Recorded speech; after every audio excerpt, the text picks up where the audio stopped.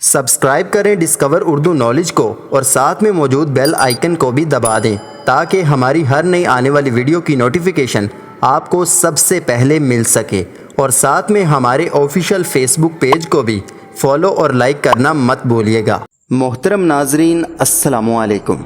इमाम अबू हनीफ़ा के दौर का वाक़या है कि इनके ज़माने में महदी जो अमवी खलीफा था, इसके दरबार में एक दहरिया आया जो खुदा की ज़ात का इनकार करता था। उसने कहा, मैं खुदा को नहीं मानता और ना ही ये कि खुदा मौजूद है। ये कायनात तबई रफ्तार से खुद बनी है और खुद ही चल रही है। लोग मर रहे हैं और खुद ही पैदा हो रहे हैं।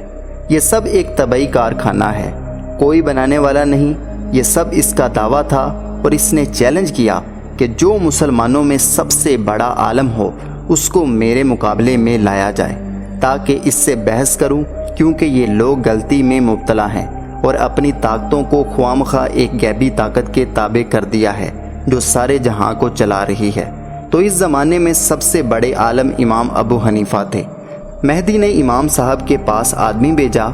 रात का वक़्त था, रात को ही खलीफा का दरबार मुनक्कद होता था। आदमी भेजा कि वो आकर इस दहरिये से बहस करें और इसे समझाएं और राह रास्त पर लाएं। बगदाद में एक बहुत बड़ा दरिया है, इसे दरियाए दजला कहते हैं। इसके एक जानिब शाही महलात थे, एक जानिब शहर जिसमें इमाम अबू हनीफ़ा रहते थे, इसलिए दरिया पार करके आना पड़ता था। इस आदमी ने इमाम अबू हनीफ़ा से कहा, दरबार में एक दहरिया आ गया है और वो दावा कर रहा है कि खुदा का वजूद नहीं है, कायनात खुद ब खुद चल रही है और आपको मनाजरे के लिए बुलाया है। इमाम साहब ने फरमाया, अच्छा आप जाके कह दे मैं आ रहा हूँ।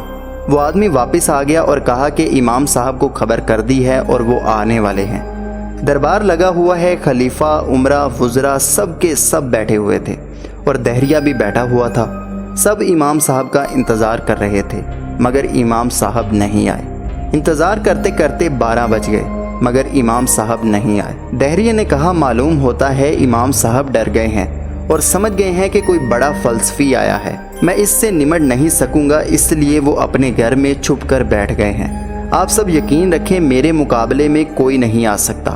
अब खलीफा भी हैरान है, दरबारी भी हैरान है और दहरिया बैठा हुआ शौकी दिखा रहा है। जब रात का 1 बजा तो इमाम साहब पहुँचे, दरबार में हाजिर हुए।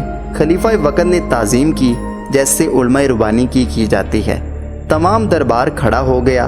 खलीफा ने इमाम साहब से कहा, आप इतनी देर से क्यों आए? आदमी रात के 8 बजे भेजा गया, अब रात का 1 बजा है, इतनी ताखीर क्यों हुई? आखिर क्या वजह पेश आई?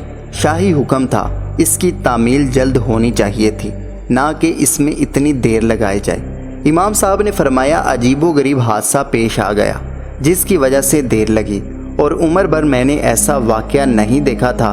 मैं हैरान हूँ कि क्या किस्सा पेश आया। आपने इस शद्दोमत से बयान किया कि सारा दरबार हैरान हो गया कि हादसा क्या पेश आया। फरमाया, बस अजीबो गरीब वाक़या था और ख़ुद मुझे भी अभी तक समझ नहीं आया कि क्या किस्सा था। जब सारे दरबार को खूब शौक़ दिला दिया और सब सरापा शौक़ बन गए, हत्ता कि खुद खलीफा ने कहा कि फरमाइए क्या किस्सा पेश आया। फरमाया, किस्सा ये पेश आया, जब मैं शाही महल में उतरने के लिए चला हूँ तो दरिया बीच में था। दरिया के किनारे पर जो पहुँचा तो अंधेरी रात थी, ना कोई मला था ना कोई कश्ती थी, आने का कोई रास्ता नहीं था।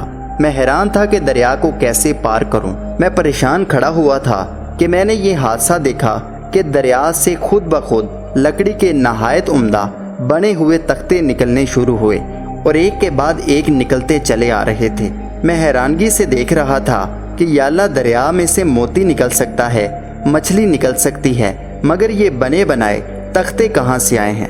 अभी मैं इसी हसरत में था कि इससे ज़्यादा अजीब वाक़या पेश आया। तख्ते खुद ब खुद जुड़ते गए और कश्ती बन गई। मैंने कहा, या अल्लाह, ये किस तरह से कश्ती बन गई? आखिर इन्हें कौन जोड़ रहा है? अभी इसी हसरत में था कि दरिया के अंदर से लोहे की कीलें निकलना शुरू हो गई और खुद ब खुद ठुकने लगी और जुड़ जुड़ा के बेहतरीन किस्म की कश्ती बन गई।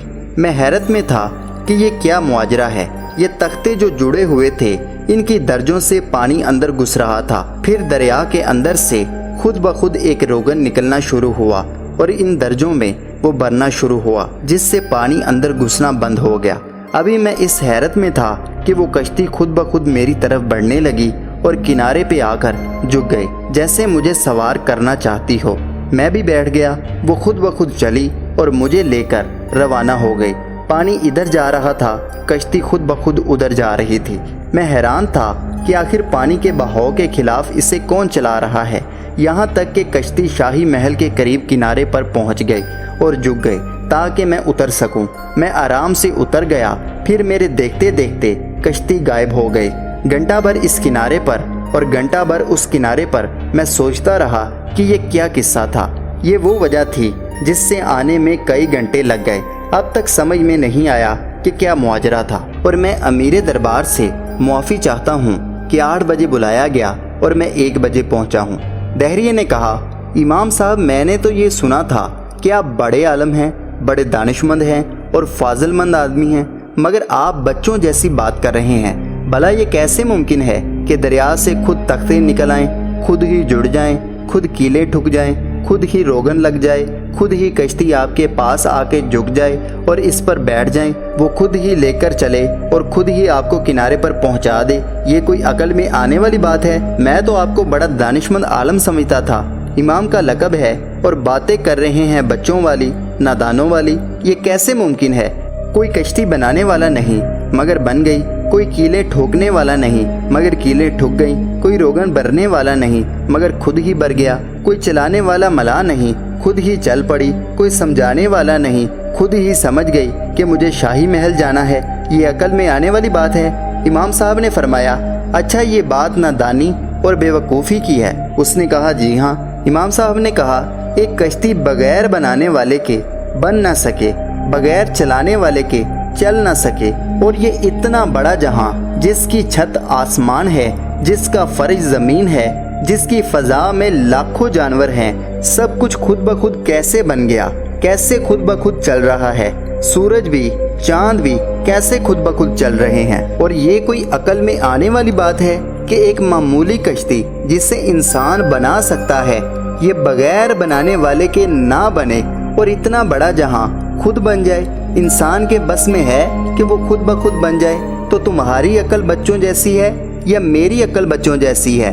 मैं नादान हूँ या तुम नादान हो? बस फिर क्या था, मुनाजरा ख़त्म हो गया और बहस तमाम हो गई और दहरिया अपना सा मुँह लेकर वापस हो गया, क्योंकि अब वो क्या बहस करता। जो उसकी बुनियाद थी वो सारी की सारी ख़त्म हो गई। तो दोस्तों, उम्मीद करता हूँ कि ये छोटी सी कोशिश आपको पसंद आई होगी। वीडियो पसंद आए तो वीडियो को लाइक करें, चैनल को सब्सक्राइब करना मत भूलिएगा। अल्लाह हाफिज़, अल्लाह निगहबान।